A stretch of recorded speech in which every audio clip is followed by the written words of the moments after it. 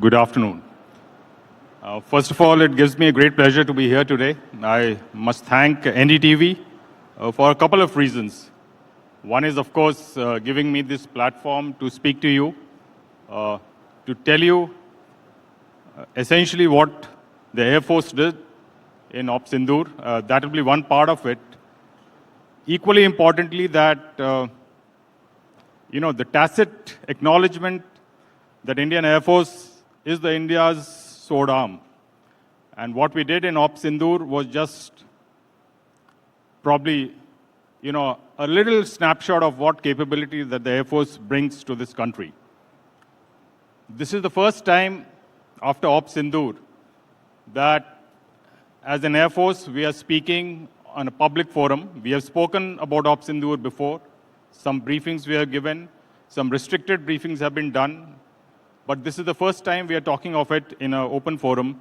So I thought it is a good opportunity to take you through how we did what we did, what was the thought process behind it, how it panned out, and essentially some key takeaways, especially for the future, as we look forward to what is going to happen in this uncertain geopolitical times. So without much ado, just let me run through how things panned out. Sequence of events would be, I think most of you are very familiar, but some things that I would like to bring to your notice is when the dastardly attack in Pahalgam happened. Very next day, all the three services met in their own headquarters and started planning for possible options. Some of these plannings and contingencies, we keep doing it over a period of time, and we take out for such eventualities when we have to respond in quick time. And on the operational options were presented to a high-level team on 24th of April, and all the possible options for all the three services were discussed. And essentially, we target shortlisted and tactical planning commenced around 29th of April, waiting for the political go-ahead. We had shortlisted targets. Only the date and time was to be decided, which was finally decided on 5th of May. And as you are well aware, that 6th and night and 7th early morning is when we struck the targets. The higher directions which were given to us was essentially threefold. One is, the punitive action needs to be visual and visible. So that was a very important aspect. And of course, the right messaging needs to be sent across because that was essential to prevent future occurrence of such kind of incidents and accidents. The other important aspect, which was, worked in favor of us, we have given complete operational freedom to plan any response to enemy actions. And that was a big positive because that shortened our decision cycles. And as you would see in the future, when things panned out, we were up to speed to events that were occurring in real time. And of course, as a matter of abundant caution, we did plan to cater for escalation into a full-fledged conventional operations. It is very easy to start a war, but not easy enough to end it. And that was an important consideration to keep in mind so that our forces were activated, they were deployed, and they were ready for any eventuality that would have come about. So from the list of options presented, we had a large number of target sets. And finally, we boiled down to 9. Like it is given here, the 7 of them were given to the Army. I think we are all very familiar with it. 2 of them, which were much deeper, was given to the Air Force, the LET headquarters at Muridke and the Jaish-e-Mohammed headquarters at Bahawalpur. One was about 30 kilometers from the IB, other approximately about 100 kilometers away. And these were the 2 targets for which we did comprehensive planning of various types of weapon profiles, essentially to key element of surprise, redundancy, and ensuring that, the one chance that you get, you don't miss any of the targets that we had planned. So just to take you in the background, this is how the Muridke headquarters, which is the LET headquarters, looked. We had essentially picked up 4 points in this based on intelligence and inputs. The administrative block and the markers, 2 of the main residential quarters of the leadership. And this was provided to us. And based on this, we had selected our weapons and, of course, the profiles. This is just one short video of the UAV which we had launched to take. You can see already one bomb has struck and the second one is striking right behind it. This is Muridke, and the video was taken live while we were actually carrying out the operations. Some of the videos, this is the first time we are showing it in public. This is another video of one of the weapons which we used. It will be a little grainy initially, but as you come closer, you will see that very clearly the marker's roof. You can see now it is coming in visibility. And this is the weapon which went right at this point.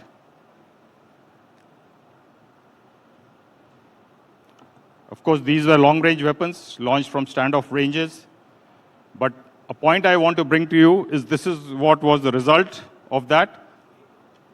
If you see that same weapon which you talked had made a very, very small hole here. Practically, the roof is intact. You can see this is the administrative block which is shattered. And if you look at this, you can barely make out that this is damaged. Now, if you recall, what happened in Balakot, something very similar happened. But then I would like to show you what happened inside. And these are the videos available from sources locally there. You can see that the entire building was shattered. And this is the headquarters at Muridke. Something similar we had planned at Bhavalpur. Again, this was much more deeper. It's 100 kilometers. So we had the challenge of bomb damage assessment, and we had catered for satellite passes to ensure that we are able to get, the requisite degree of confidence that the target has been taken out. Essentially, we had picked up 5 points.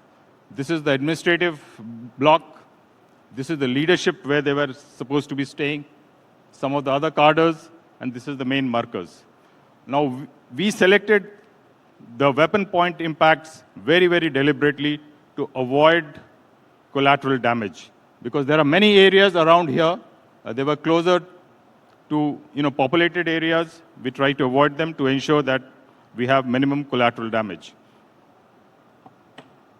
So you can see for yourself that this is how it happened. Some of the weapons that we benched, the building is totally damaged. And of course, this is the markers where we put in 2 bombs into the target. And both went through.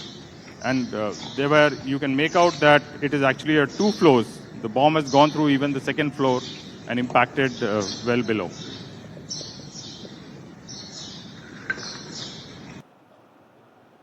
So now if people tell that Pakistan does not sponsor terrorism, I'm saying a picture speaks more than 1,000 words. And this is what it shows. You can see for yourself, all the leadership is available here for the funeral, which happened the next day, of led by a designated terrorist. You can see that, the leadership, the GOC of 11 Div, 4 Corps, the Chief Secretary of Punjab, and of course, the IGP of Punjab, they were all part of the funeral. So we know, it goes without saying, that the state is as much sponsor of terrorism as anyone else, and therefore, you cannot differentiate between a terrorist activity and what the state sponsors. So we were obviously ready for a response, and that was expected that it will happen. And it came about that very evening, started at around 8 o'clock in the evening. We had a large swarm of drones coming from across the border, probably more than 300, interspersed with a lot of loitering ammunitions, which were basically armed drones of EHA class. They also launched certain numbers of standoff high supersonic weapons like the CM400, which is almost like a small BrahMos kind of a weapon. But we were expecting it, and we know this is going to come, and we were ready for it, and therefore it was our integrated air defense was able to take care of it. But we were very proportionate in our response, and it was very calibrated. We knew that this was not the main attack.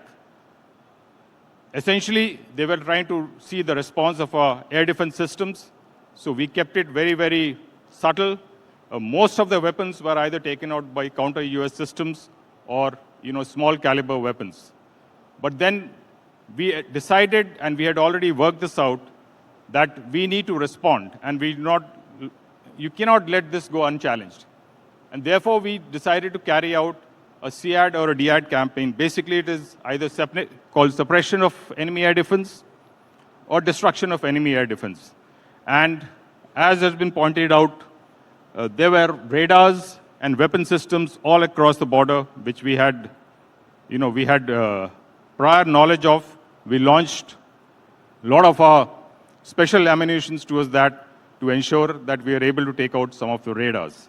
It was a very, very calibrated response, despite the fact that the adversary chose to respond in a widespread area, including civil areas, which I'm sure you recall that a lot of them reported, drones and other kind of ammunitions coming in, even in civil areas. But our response was entirely against the military, and therefore these targets which we had chosen was chosen very carefully, so that again to ensure that there was a calibrated response without collateral damage. Of course, we were able to take out quite a few radars. I'll show you some of the pictures, and this further incited him to take some additional response. And a similar kind of activity happened on the 9th of 8th and 9th, again starting at around 8 o'clock. It was a pan-front drone activity. Of course, the numbers were much larger this time. It was a mix of commercial, military drones, loitering ammunitions, including standoff weapons. The aim was basically to saturate our air defense system. And of course, the targets were, again, just like we had done, our radars and SAM systems. Primarily shallow-based, everything which is 100 to 150 kilometers to 150 kilometers from the border was a target for them. One point to keep in mind is that they did not close down their airspace.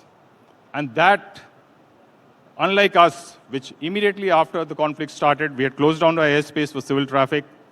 Civil traffic was still being flown out of Lahore and other places. And possibly the reason is that they wanted us to take some action which could bring down probably a civil aircraft and cause some international furore. But we were very, very careful to ensure that we take actions in a calibrated manner, in a responsible manner. So what we did, of course, we were able to successfully defend through our layered defense everything that they threw at us. And we had practically no damage on the ground. But we decided that we continue to respond and shape the battlefield, because we knew that the bigger attack was yet to come. And therefore, we decided to take out some more of the radars and their SAM systems. Essentially, the idea was that we should make them blind. And I think it had the right effect, because when we flew some missions, we were able to make out, they were so afraid at that point of time that many of the radars which were serviceable were actually switched off, fearing that our loitering munitions will go and hit them. Yet, we were able to take out large swaths. Some of it I'll show you in the next slide. This is the Chunian radar. You can see, the entire radar head is damaged. Another one at Pasrur, and it actually put the fear of God in them. And many of the radars had to purposely switched off to ensure that they don't get destroyed, because they didn't know where these weapons were coming from. Of course, on 9th and 10th of night, we had the inkling and intelligence inputs that this is the day when the big attack is going to happen. And by now, Pakistan had realized that maximum effort and the center of gravity was actually the Indian Air Force bases, because that is where from, maximum defense and the weapons were coming. And of course, our fighters were getting airborne. And in these 2 or 3 days, we also had the S-400, which was very active and had taken down certain number of aircraft. So they were very sure that this is one of the key targets for them. And they were trying to essentially target our nodes, which is the center of our air defense, the air bases from where the fighter platforms were getting airborne, and of course, the S-400 long-range SAMs, which were, essentially keeping entire Pakistan Air Force at bay. So we had to respond. It was a very, very, intense aerial engagement. They had many aircrafts coming, starting from 8 o'clock in the evening till about 1:30 in the morning. We had a large wave of attacks at our main bases like Srinagar, Adampur, Bhuj. So it was pan-front. So we decided that we had to respond appropriately. And since the escalation matrix had been worked out to a large extent, selection of targets for the subsequent wave was much easier for us. And that is what probably surprised them, because we responded almost immediately.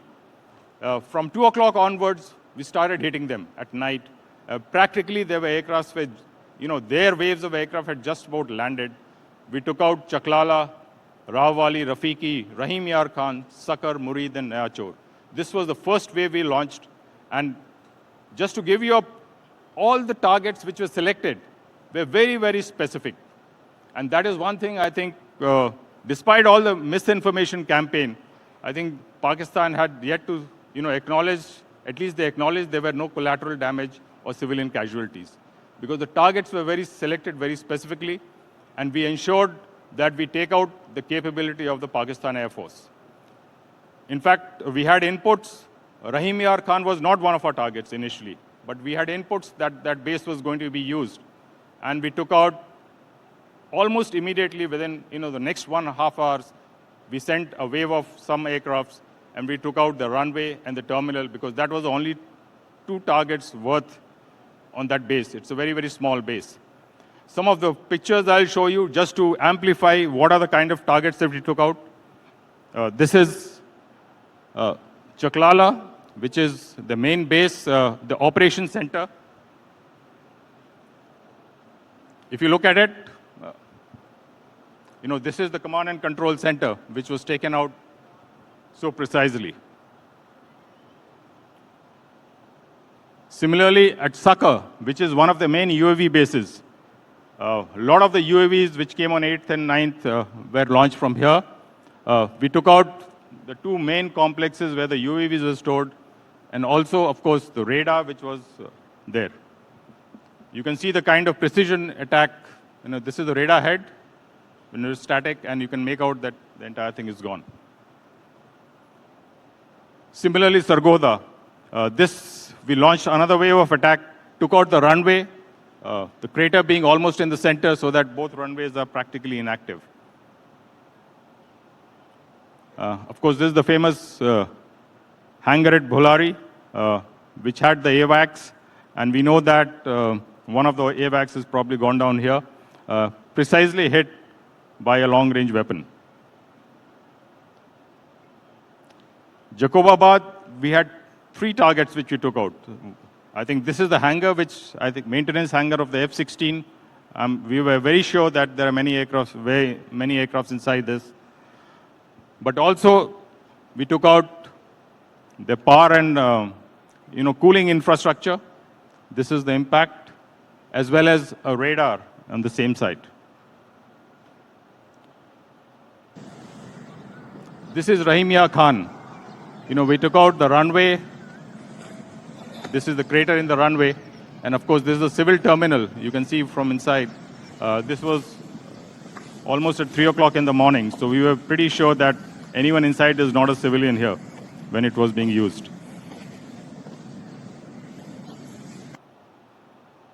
This is Murid, another main base for their UAVs. We took out the command and control center here, which was located here.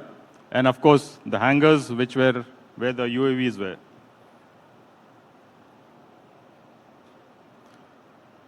So put it in perspective, this is what we had worked out, that we wanted the action to be calibrated. And there are a lot of thinking and decision-making went through before we started the operations.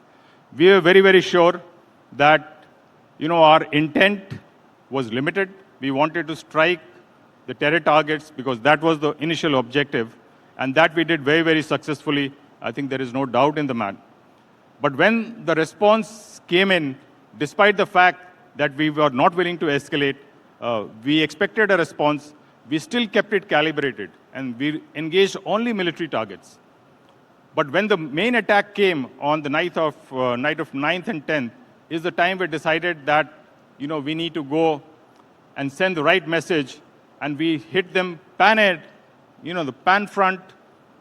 There were targets which were taken out, which were not even taken out in 1971 war. That is the kind of extent and the damage to capability that we had caused them. But still, as we said, we kept it limited to military targets. The idea was to take out their capability. Idea was to send the right message. And precision targeting from this range is very, very essential, but also it is very, very risky, because the longer the vector, you feel that, the more chances of being collateral. But to the credit of our planners, to the credit of people who executed missions, we were able to take out each target precisely. We were able to ensure there was no collateral damage. Now, what do you feel? This is not an easy game. You may have a long-range vector, but the work that goes behind to make that vector or that weapon hit a target accurately is actually an effort of a whole team, and not only for the pilots who fire, but there are a lot of people working on the ground to make that happen. So you should not forget that aspect of it. And we hit them so hard that practically, by midday, they were ready to talk to us. And this is what I must tell you, that this is a key takeaway for us, that in less than 50 weapons, we were able to achieve conflict termination. So this is the essential part which I want you to take away. It has not happened before. We made every weapon count. And that is a tacit acknowledgement of the capability of our planners and the people who executed the missions. So I must tell you that it is also not possible, like in the original slide, the first slide we said, we are offense and defense. The integrated air command and control system, which was at the heart of our defense, was key to this operations, because that gave us the ability to absorb impact and to react and to respond with a hard-hitting response. But that would not have happened if we did not have this air defense operations in place as we had thought. So I will take a few minutes just to educate you on what air defense operations is all about.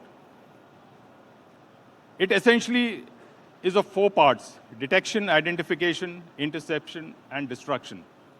You are all sitting in this hall, but as on date and every day 24/7, the first 3 parts of this continue non-stop. And that is where the Air Force is involved. We detect each and every aircraft that is in the Indian airspace. We have to identify each of them. And should there be a reason, we have to intercept them.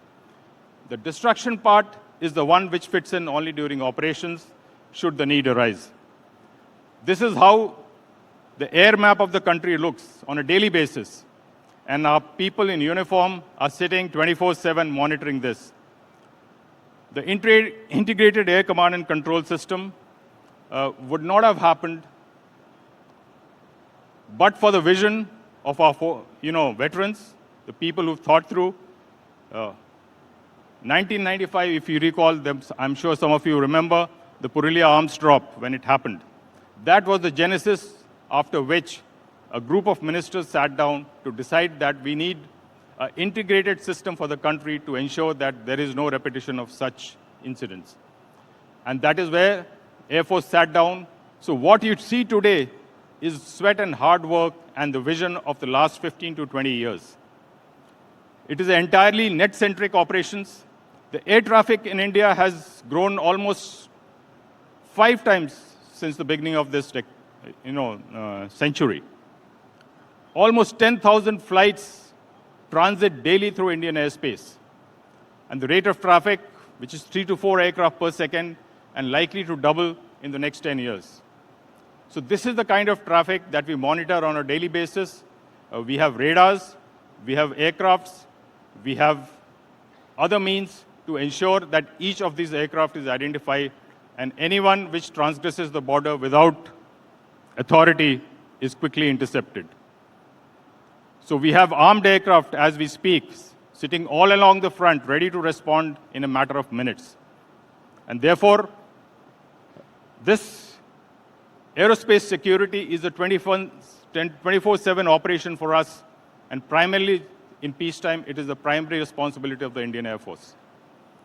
And the Prime Minister, when he talked of the Sudarshan Chak, will essentially be built on this capability because we have today the backbone in place of the Integrated Air Command and Control System, which also networks with the Army's Akash Tir and the Navy's system so that we have a complete one-stop solution for air defense in this country. Of course, the last part, which is the destruction, comes mostly during operations, but it is also a layered defense. We have long-range, medium-range, and short-range surface-to-air missiles. We have counter-UAS systems. We have close-in weapon systems like guns.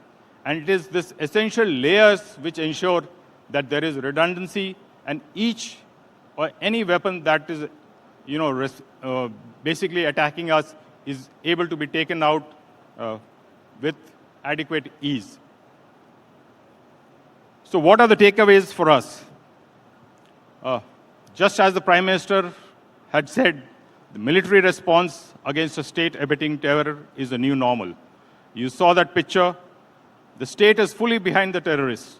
So therefore, I think the time has come that we don't differentiate between the terrorist and the state. Air power, of course, is going to be the increasingly a preferred option. It is not only in our context. You see what is happening in Europe. You see what is happening in the Middle East. You see what happened between US and Iran. So this is one of the arms of the service which is going to be in future used much more copiously. One of the key reasons for our success was the synergy and the prompt decision making and the clear directions that were given to us. That ensured that we were able to take decisions well in time and keep the enemy basically flat-footed as it comes. A key to conflict termination is about clear objectives. Now this is on 10th when we knew what were objectives there. And please remember that when we started the operations, we had a certain set of objectives in mind. And they were largely achieved by 10th morning. And therefore, when Pakistan offered to hold fire, we were ready for it, and we took the decision that we will not prolong it further. And that's very, very important aspect, because it's very easy to start our operations. And war is always a measure of last resort. But it is very, very difficult to terminate a conflict, which you are seeing as it is happening around the world. Therefore, I think we took a very, very correct decision at that point of time that having achieved the objectives that we had set out for ourselves, we were ready to terminate the conflict. Like I said, the air domain needs to be strengthened, and it's a long-term game. I think Ashish was here talking about the time period which others had taken to achieve what they have today. It's a very tricky domain. A lot of effort is required, and we must persevere.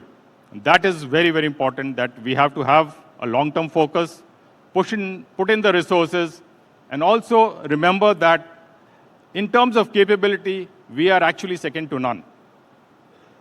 Just to give you a snapshot, the BrahMos missile integrated on the Su-30 was a game changer in Operation Sindoor.